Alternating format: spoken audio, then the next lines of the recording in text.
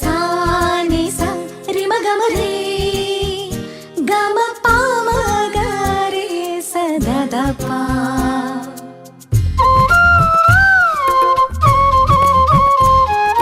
புல்வெளி பெய்யும் சாரலை போல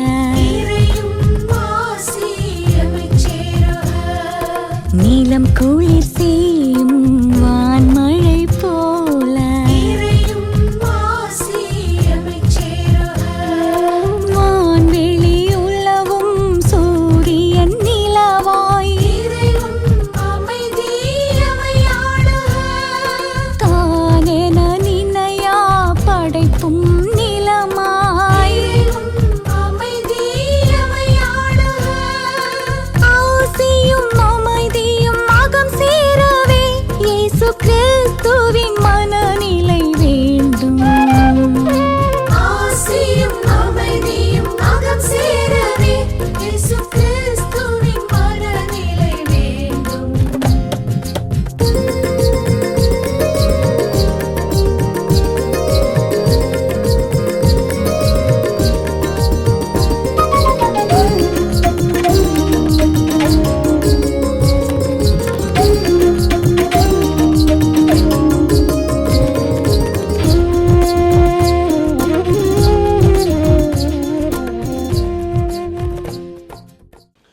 தந்தை மகன் தூயாவியாரின் பெயராலே ஆமீன். ஆண்டவரே இயேசு கிறிஸ்துவுக்குள் வாழுகின்ற அருமையான சகோதர சகோதரிகளே, ஆண்டவருடைய பொதுக்காலம் 30வது ஞாயிற்றுக்கிழமை இறைவார்த்தை சிந்தனை ஜெபத்திற்கு மரியா விஷன் சார்பாக உங்கள் அனைவரையும் வாழ்த்தி வரவேற்பதில் மகிழ்ச்சி அடைகின்றேன்.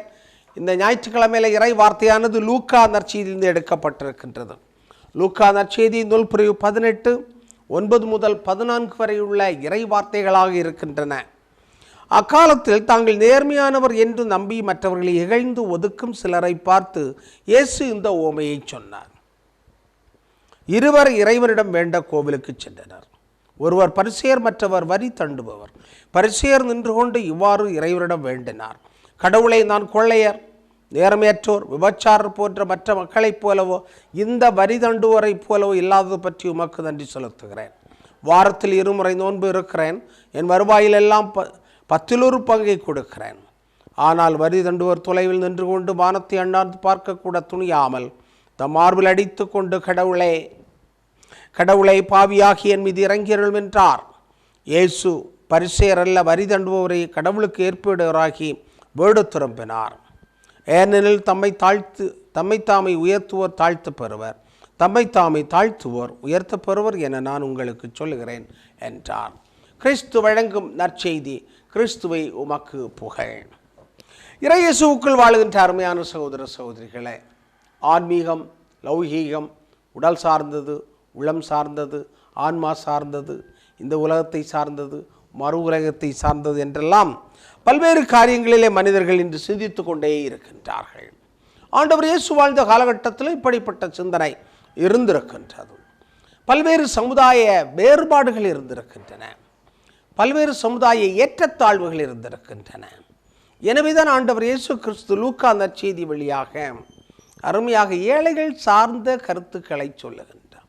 லூக்கா நற்செய்தி ஏழைகளின் நற்செய்தி, மகிழ்ச்சியின் நற்செய்தி என்று சொல்லப்படுகிறார். ஏழைகளின் நற்செய்தியாகிய லூக்கா நற்செய்தியில் அதிகமான சிந்தனைகள் ஏழைகளுக்கு சார்பாக இருப்பதை நாம் பார்க்கின்றோம். காரணம், லூக்கா அப்படிப்பட்ட பின்னணியிலிருந்து ஆண்டவரை பார்க்கின்றார். இயேசுனுடைய நிலைப்பாட்டை பார்க்கிறார். யார் பக்கத்தில் அது பேசுகிறார் என்று சொல்லுகின்ற நிலைப்பாட்டை பார்க்கிறார். எனவே தான் லூக்கா நற்செய்தியில் அருமையாக நாசரேத்தூர் அறிக்கையை நாம் பார்க்கிறோம். ஆண்டவருடைய ஆவி என் மேல் உள்ளது, ஏனெனில் என்னை அபிஷேகம் செய்துள்ளார், ஏழைகளுக்கு நற்செய்தி அறிவிக்கும். முதல் வரி ஏழைகளுக்கு நற்செய்தி அறிவிக்கும், சிறைப்பட்டவர்களுக்கு விடுதலை கொடுக்கவும் என்று சொல்லுகின்ற வரிகள் அழுத்தமான வரிகளாக இருக்கின்றன. எனவே இந்த பின்னணியில் தான் இந்த இறைவார்த்தையை நாம் சிந்திக்கின்றோம். இயேசு வாழ்ந்த காலகட்டத்தில் ஆலயத்திற்கு உள்ளே ஜெபம் செய்வது, ஆலயத்திற்கு வெளியே ஜெபம் செய்வது, ஆலயத்திற்குள்ளே சிலர் சென்று அதிகார துணியோடு அந்தஸ்தோடு ஜெபம் செய்தார்கள். மற்றவர்கள் கூனி குறுகி ஆலயத்திற்கு வெளியே நின்று ஜெபம் செய்தார்கள். பரிசேயர்கள் ஆலயத்திற்குள்ளே சென்று பகட்டாக நின்று கொண்டு ஜெபம் செய்தவர்கள். ஆண்டவரே இந்த ஏழை ஆயக்காரனைப் போல அல்ல, நான் 10 கொடுக்கிறேன், மற்றவர்களைப் போல அல்ல, இவனைப் போல அல்ல, அவனைப் போல அல்ல, அவளைப் போல அல்ல, நான் எல்லா சட்டத்திட்டங்களையும் பின்பற்றுகிறேன் என்று சொல்லுகின்ற விதத்தில் அவன் ஜெபம் செய்கின்றான். எனவே ஆண்டவர் இயேசு கிறிஸ்து அந்த சமூகத்தை உற்று பார்க்கின்றார்.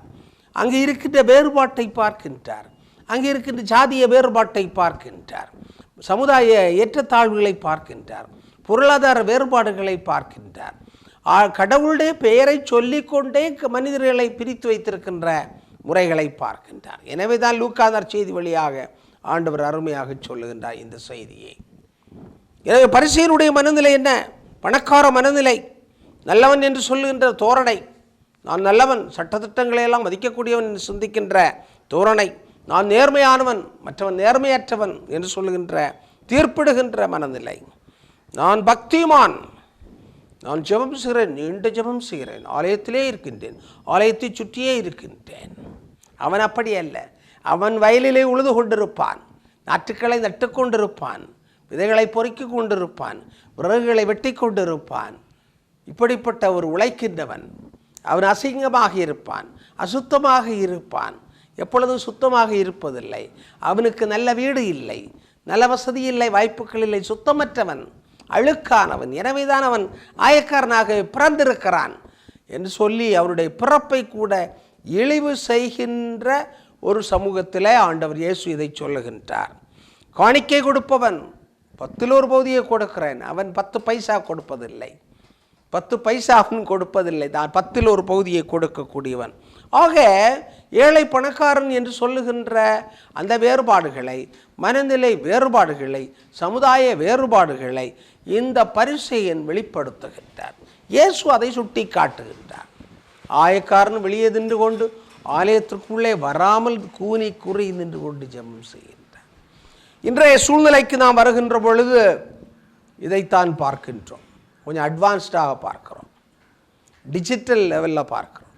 இன்றும் ஆலயத்திற்குள்ளே இருந்து கொண்டு அதிகாரம் செலுத்தக்கூடியவர்கள், வரி போடக்கூடியவர்கள், சட்டத்திட்டங்களை பின்பற்றக்கூடியவர்கள், மரபுகளை பின்பற்றுகிறோம் என்று சொல்லி வாழ்ந்த பரிசேயர்களைப் போன்று மரபுகளை பிடித்து கொண்டிருக்கக்கூடியவர்கள் நிறைய பேர்கள் இருக்கிறார்கள்.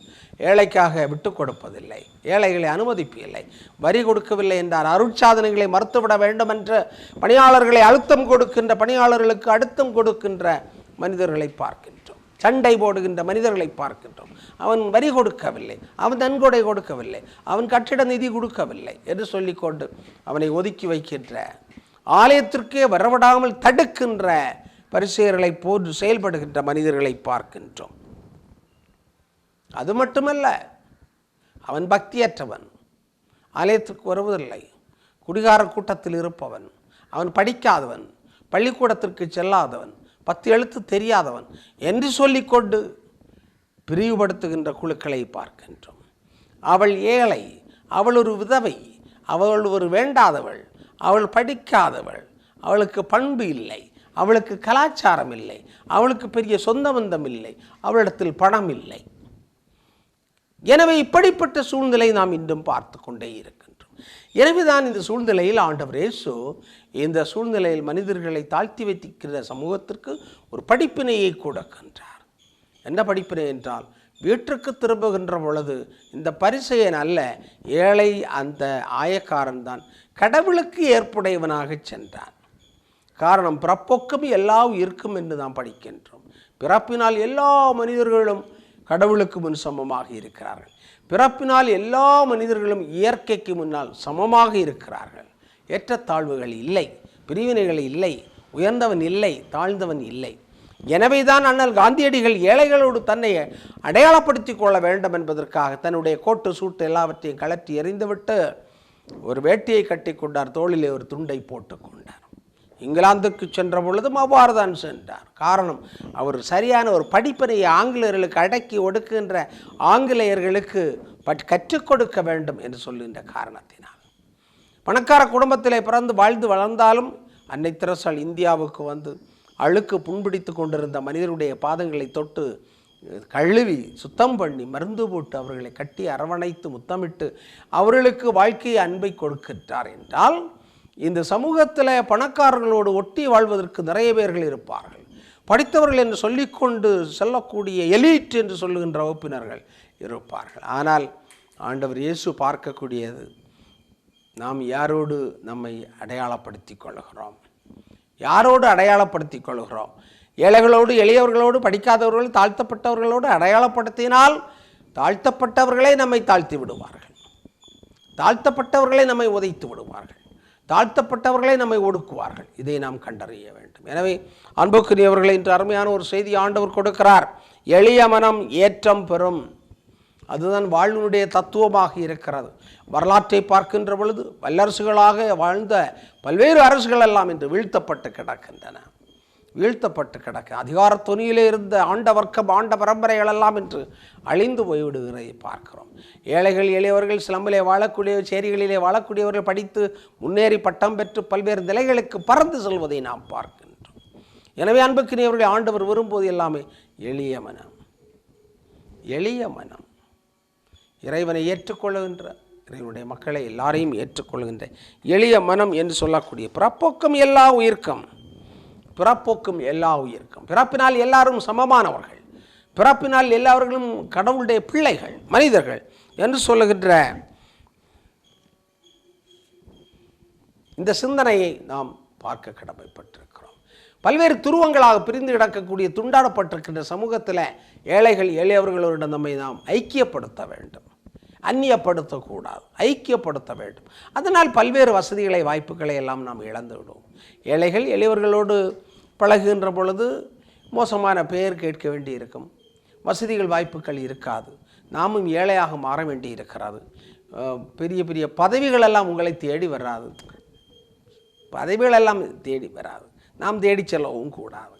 எனவே இன்று பகட்டுக்கு பின்னால், படிப்புக்கு பின்னால், அதிகாரங்களுக்கு பின்னால், பெரிய பட்டங்களுக்கு பின்னால் உலகம் உருண்டு ஓடிக்கொண்டிருக்கின்ற பொழுது நாம் தேங்கி நிற்கின்ற ஆயக்காரருடைய பகுதியில் நின்று கொண்டு ஆண்டவரை பார்த்து ஜெபிக்க வேண்டும், இயற்கை பார்த்து ஜெபிக்க வேண்டும், இயற்கையோடு கேட்க வேண்டும். இவர்களுக்கு வாழ்வு கொடும், உயர்வு கொடும், முன்னேற்றம் கொடும், ஏற்றம் கொடும் என்று சொல்லுகின்ற ஜெபத்தை நாம் எடுத்து செல்வோம். ஜெபிப்போமாக. எங்களை எல்லாம் பாசத்தோடு படைத்து பராமரித்து வருகின்ற எங்கள் நல்ல தந்தை இறைவா, இந்த வேலைக்காக நாங்கள் உமக்கு நன்றி செலுத்துகிறோம். எளிய மனம் ஏற்றம் பெறும் என்று இன்று நற்செய்தியின் வழியாக எங்களுக்கு சொல்லிக் கொடுக்கின்றேர். பல்வேறு பாடுகளுடைய மத்தியிலே வாழ்ந்து வளர்ந்து இயேசு கிறிஸ்து சமூகத்திலே கண்ட பாகுபாடுகளை இன்றைய ஓமை வழியாக ஆண்டு நமக்கு சொல்லிக் கொடுக்கின்றார். எளிய மனம் உடையவர்களாக வாழ வேண்டும் என்று சொல்லுகின்றார். தாழ்த்தி கொள்ள வேண்டும் என்று நமக்கு சொல்லிக் கொடுக்கின்றார். உயர்ந்தவர்களாக மாற்றிக்கொள்ள வேண்டாம், சிந்தித்து கொள்ள வேண்டாம் என்று அவர் ஒருபோதும் சொல்லுவதே இல்லை. கடவுளின் பிள்ளைகளாக வாழ வேண்டும், எல்லோரும் சமமாக மதிக்கப்பட வேண்டும், போற்றப்பட வேண்டும் என்று சொல்லுகின்ற சிந்தனையை இந்த நற்செய்தி நமக்கு கொடுக்கிறது. இந்த சிந்தனையில் ஆண்டவரை எங்கள் அனைவரையும் ஆசிர்வதித்து வழியுமாய் எங்கள் ஆண்டவரும் திருமகனுமாகிய இயேசு கிறிஸ்து வழியாக உம்மை பார்த்து மன்றாடுகிறோம். ஆமென். தந்தை, மகன், தூய ஆவியின் பெயராலே ஆமென்.